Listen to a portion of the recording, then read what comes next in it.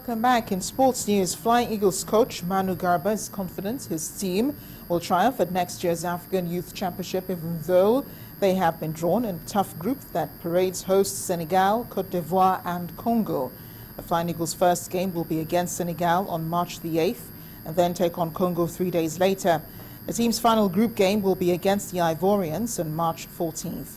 Coach Garba told Channels Television via telephone that inviting same players which have already been called up to the under-23 team will not distract the focus of his team.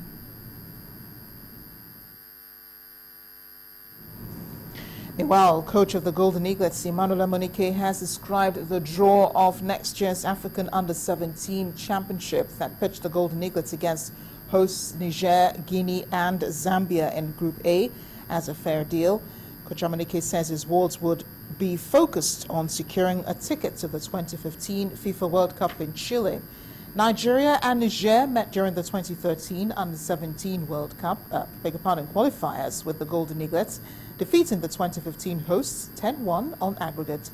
Nigeria opens their campaign against host Niger on February 15th before taking on Guinea 3 days later.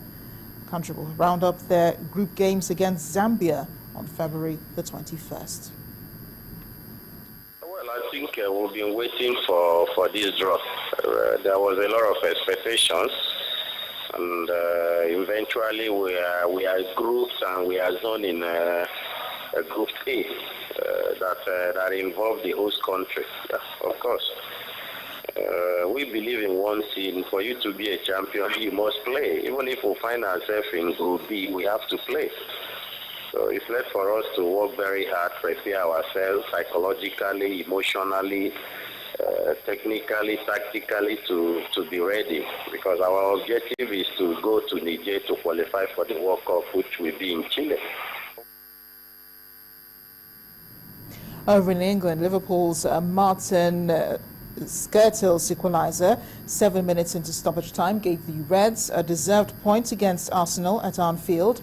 Giroud appeared to have sent Arsenal on the way to avenging their 5-1 thrashing at Anfield last season when he put them ahead.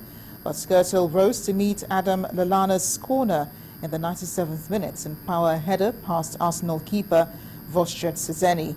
The draw sees Arsenal move back ahead of rivals Tottenham and into 6th, while Liverpool climbed to 10th, 1 place ahead of their own local rivals in Everton.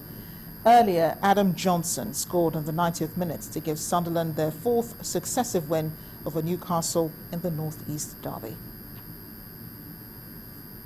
Fresh from his triumph at the Club World Cup, Cristiano Ronaldo earlier today unveiled the first statue built in tribute to him in Funchal on the island of Madeira.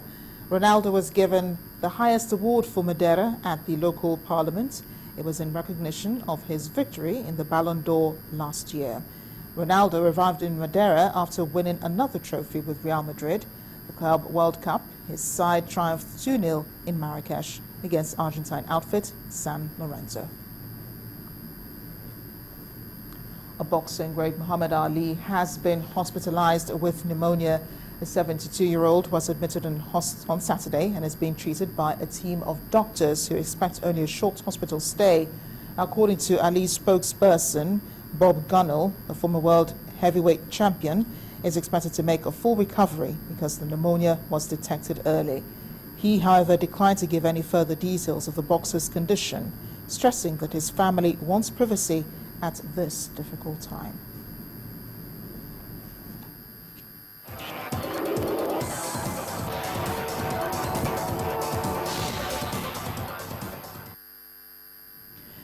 Away from sports news, but on the foreign scene, the U.S. has recorded another case of a citizen shooting a police officer, this time in the state of Florida. Details are still sketchy, but the incident is reported to have happened this morning. Authorities say the suspect has been taken into custody and would reveal more in a press conference much later. This comes as President Barack Obama earlier today condemned the shooting of 2 police officers in New York City by a 28-year-old black man identified as Ismail Brinsley. The 2 were killed while on patrol in Brooklyn. The 2 officers, identified as Liu Wenjin and Rafael Ramos, were Asian and Hispanic, respectively. New York City Police Commissioner Bill Bratton said the two officers had been shot at point-blank range in their patrol car with no provocation. Meanwhile, a new diplomatic row is brewing between the United States and North Korea following suspicion by the Obama government that the country was behind the hacking of Sony pictures of a movie, The Interview, scheduled to premiere on Christmas Day. Sony cancelled the release after threats of terror attacks to cinemas. U.S. President Barack Obama says he's now considering putting North Korea back on its list of terrorism sponsors. He said U.S. officials would examine all the evidence to determine whether North Korea should be put back on the list of state sponsors of terrorism. North Korea has denied the attack over The Interview, which depicts the factional killing of its leader, Kim Jong-un. Earlier today, President Obama said he did not consider the hack as an act of war.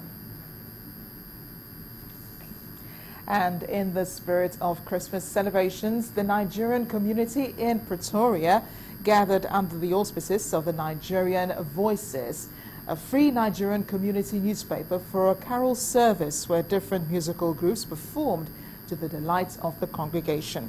The presiding minister at the event, Pastor Femi Junaid, told the congregation to always put Jesus Christ and his teachings at the center of everything they do.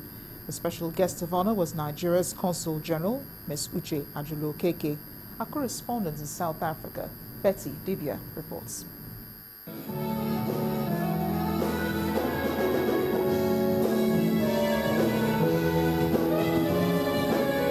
Nigerian saxophonist Ola Sax at the Green and White Carol Service in Pretoria, South Africa.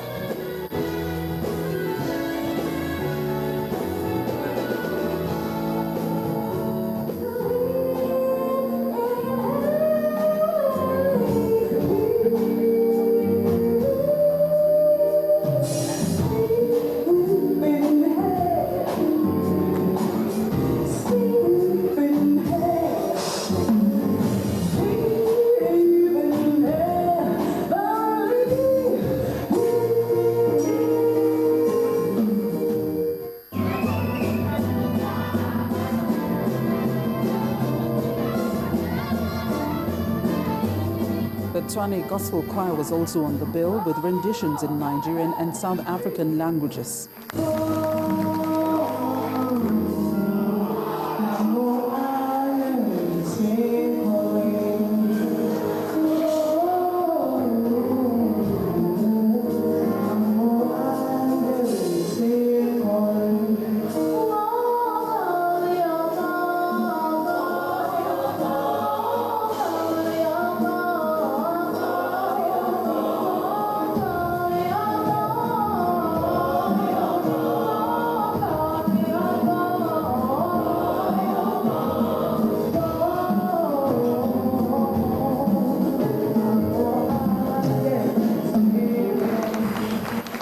The officiating minister, Pastor Femi Junaid, reminded the faithful not to play down the essence of the Christmas celebrations.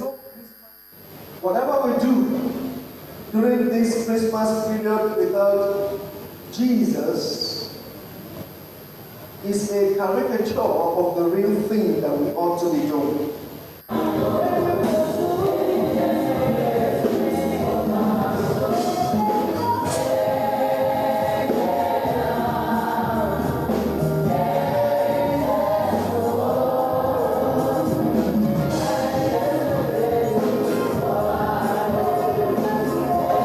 Nostalgia reigned supreme for the Nigerians present as the music played on. I miss celebrating Christmas in Nigeria because, during Christmas in Nigeria, there are carnivals, there are festivals we go to. We go around into neighbors' house, we eat, that. But outside the country, it's not like that. We have a Nigerian community here. We're in a position we always bring ourselves together and, of course, celebrate Christmas together. But that notwithstanding, there's no place like home.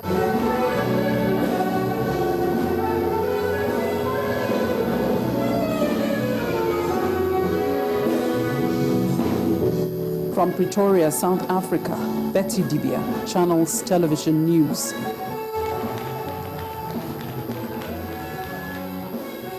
So we'll take get you in the mood for Christmas celebrations in just a few days. Well, that's news at 10 tonight. Thank you for watching. But the main news again, Nigerians in the UK have vowed to mobilize for a free and fair election in 2015. A Kwara PDP chairman has failed to accept the elected candidates for the 2015 governorship election. Abuja City has come under refugee threats as more internally displaced persons have continued to trip into nearby villages. And the U.S. government says it's considering putting North Korea back on its list of terrorism sponsors. Have a great week, everyone. Thanks for watching. I am Amarachi Ibani. Good night.